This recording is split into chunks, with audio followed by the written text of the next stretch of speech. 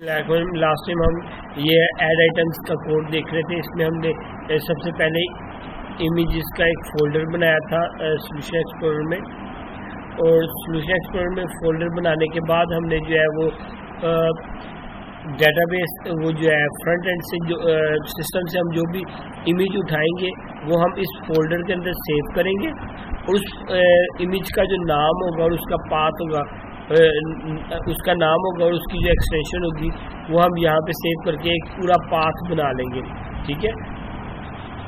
और उस पाथ का लिंक जो है हम वो डेटाबेस में सेव करेंगे, उसका नाम होगा वेरिएबल का नाम लिंक, ठीक है।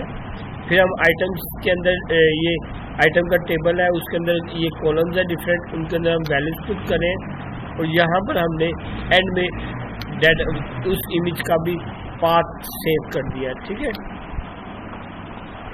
अब हम इसको रन करते हैं। ये जो है उसमें जब हम लॉगिन पेज में आए थे तो यहाँ पे वो डी गलती से टाइप हो गया था, इसलिए ये लॉगिन नहीं हो रहा था। अब आज हम रन करके देखते हैं और आगे आइटम ऐड कर लेते हैं, फिर आगे देखते हैं। लॉगआउट प्रेस करते हैं, लॉगिन किया, एडमिन एडमिन एडमिन, ठीक है। ये एडमिन पैनल में हम चले गए, यहाँ पे हम ऐड कैटेगरी करते हैं। सबसे पहले कैटेगरीज को ऐड करते हैं। इनमें से मैंने 2 कैटेगरी पहले ऐड की थी, अब मैं करता हूँ शूज, ठीक है।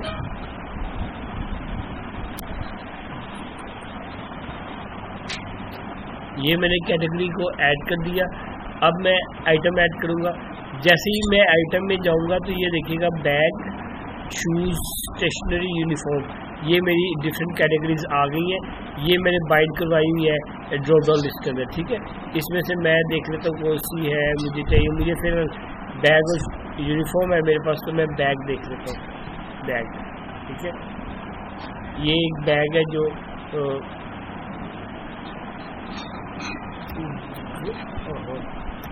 गर्ल बैग है, ठीक है। ये जो गर्ल बैग है इसकी यूनिट प्राइस है 1800, ठीक है। क्वांटिटी है मेरे पास 100 इस टाइम। मैन्युफैक्चरिंग डेट 1/1/2020 से 1/1/2025, ठीक है। इमेज ले लेते हैं। ये देखें यहाँ पे मैंने रखे हुए, ये मैं ये वाला ले लेता हूँ, ठीक है। और ओके किया, ये ऐड किया,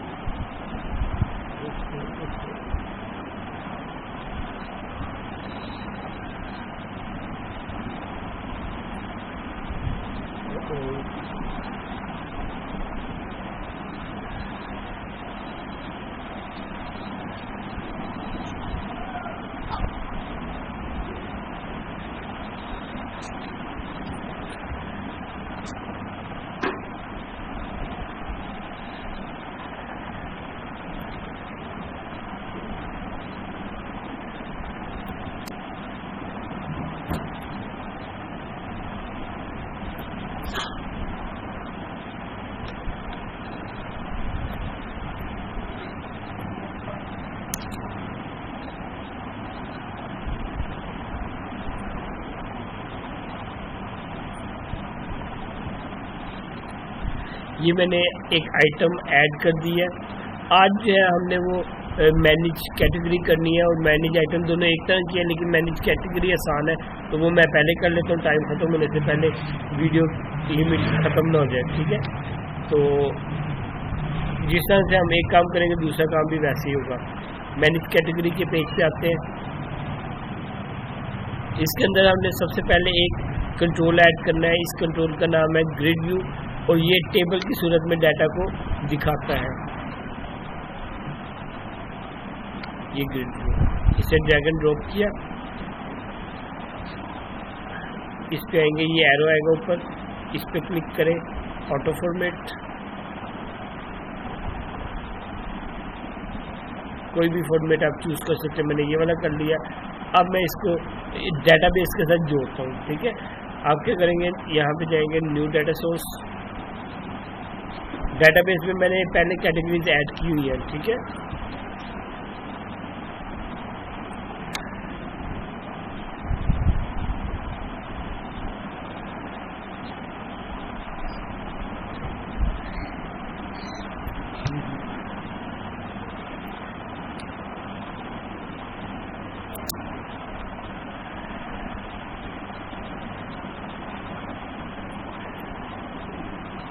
टेस्ट क्वेरी कर लेते हैं। ये देखें, ये डेटाबेस में सारा डाटा पड़ा हुआ है, बैग, यूनिफॉर्म, स्टेशनरी, ID 1 2 3, ठीक है। उसके बाद इसे फिनिश कर देंगे। सही, ये अब आ गया। अब हमने इसमें एडिट और डिलीट लगाने हैं, ठीक है। एडिट और डिलीट की ऑप्शन यहाँ पे लगाने, तो वो कैसे लगाएंगे? आपने सिंपली इस डाटा सोर्स पे क्लिक करना है, एक सिंगल क्लिक, और सोर्स पे चला जाना है। सोर्स में जब जाएंगे जनाब, तो आपको यहाँ पे एक क्यूरी नजर आएगी, सिलेक्ट की query, select command, select all from category. यहीं पे आपने आ जाना आगे। ये चीज समझने वाली है।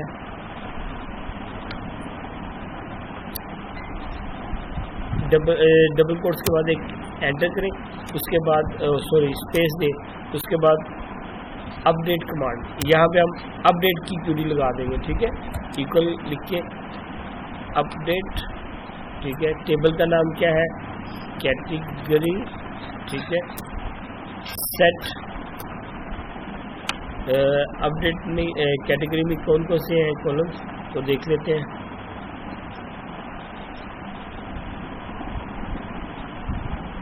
जिन कॉलम को आप चेंज कर सकते हैं, आईडी को तो नहीं कर सकते, वो यूनिक है। टाइटल, डिस्क्रिप्शन को, इन दोनों को कर लेते हैं, ठीक है। Select set title is equal to @ title, ठीक है। ये जो @ का लगाया ना, ये कनेक्शन स्ट्रिंग से वैल्यू लेगा और क्यूरी स्ट्रिंग से वैल्यू लेगा, ठीक है। इसका ऐसे रहने दें। फिर पहली वैल्यू कोमा, दूसरी क्या है? Description is equal to @ description, ठीक है। उसके बाद कोमा, तीसरी वाली डेट ले लेते हैं, comma date is equal to @ date, ठीक है। आपने अपडेट लगाना है तो आपने ये क्यूरी याद रखनी है, ठीक है। ये 3 वैल्यूज है, आइटम में वैल्यू ज्यादा होंगी तो आप तब भी आप यही काम करेंगे, ठीक है। इसको समझ लीजिए। आगे वेयर का क्लोज, वेयर किस लिए लगाते हैं? मखसूस के लिए, कि हमने सिर्फ एक ID वाले को ही करना है, ठीक है। अगर हम ये वेयर का क्लोज नहीं लगाएंगे, वो सारों का डाटा अपडेट कर देगा, ठीक है। ये हमारी अपडेट की क्यूरी लग गई। उसके बाद डिलीट की क्यूरी लगा देते हैं। Delete command is equal to delete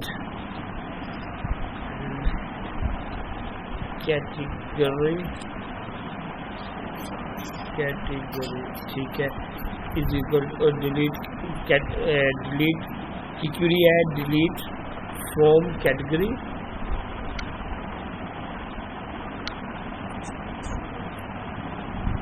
where ID, where का क्लोज मखसूस करने के लिए होता है, मखसूस रो को, मखसूस डाटा को लेने के लिए। अगर मैं वेयर का नहीं लगाऊंगा क्लोज, तो ये सारी कैटेगरी को डिलीट कर देगा। इसलिए यहाँ पे बता रहा हूँ, जो मैं सिलेक्ट करूँ सिर्फ उसको। आपने इसको सिलेक्ट कर लगा दी, डिलीट की क्यूरी लगा दी, डिलीट की कमांड लगा दी, अपडेट की कमांड लगा दी, और सिलेक्ट की कमांड आपने पहले ही लगाई हुई है। देन आप डिज़ाइन में आए, यहाँ पे अब आपकी सेटअप हुआ है, क्योंकि ये जो है ये SQL डाटा सोर्स 1 इसके साथ जुड़ा हुआ है, ठीक है। अब आपने क्या करना है? सिंपली आप इधर आए, इस पर क्लिक करें, यहाँ पे enable editing and enable deleting, ये तब आएगा जब आप पहले इसमें अपडेट और डिलीट की क्यूरीज लगा चुके होंगे, ठीक है। अब हम इसे सिंपली रन करते हैं।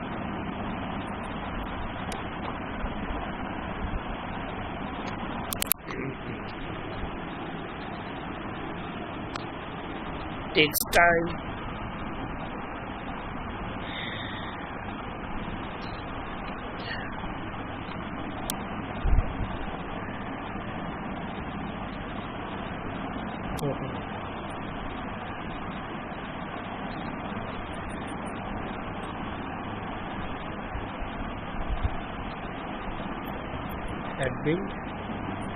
एडमिन यहाँ पे आए मैनेज कैटेगरी में, व्हाट हैपेंड, एक दफ़ा फिर चला के देख लेते हैं।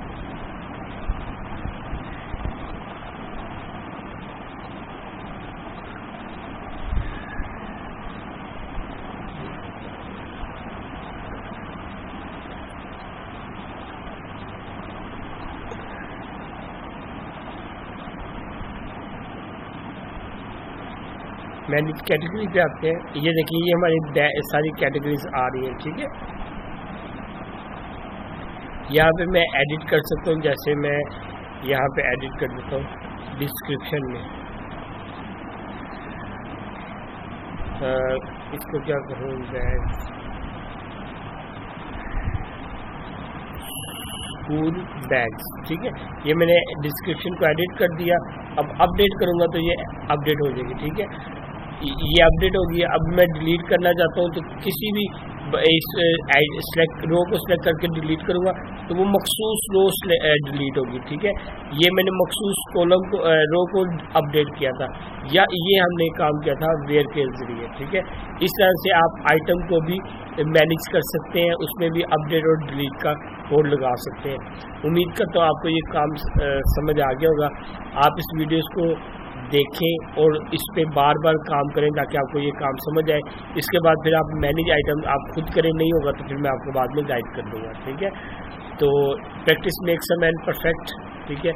उम्मीद करता हूँ आपको ये चीज़ समझ आ गई होगी। लर्न करते रहें और आगे बढ़ते रहिए। मज़ीद मेरी वीडियोस को देखने के लिए मेरा चैनल सब्सक्राइब कीजिए और लर्निंग करते रहें। लर्निंग विद अर्निंग साथ साथ होती है। Enjoy your life. अस्सलाम वालेकुम।